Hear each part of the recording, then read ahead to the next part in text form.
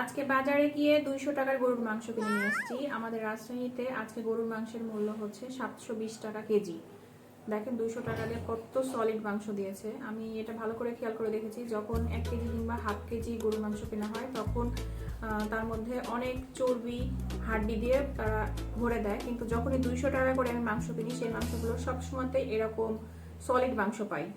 আজকে আমি আমার এই 200 টাকার গরুর মাংস হচ্ছে পেঁপে দিয়ে রান্না করব। পেঁপে দিয়ে গরুর মাংস খেতে ভালো লাগে, আলু দিয়েও ভালো লাগে, তবে আজকে হচ্ছে পেঁপে নিয়ে আসছি, পেঁপে দিয়ে গরুর মাংস রান্না করব। তার জন্য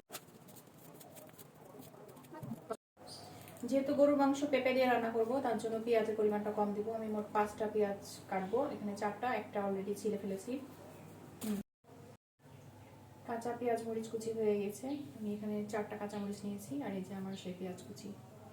এখন পেঁপে কুচি।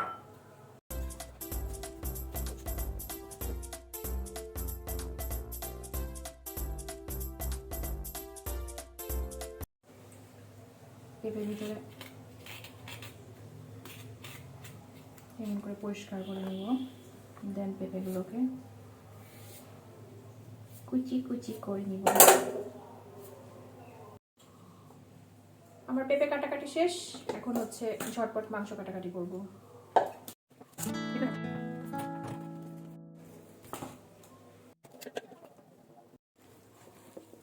মাংস কাটাকাটি শেষ, এখন এগুলোকে ধোয়াধুয়ি করে প্রেসার কুকারে চড়াই দেবো একদম।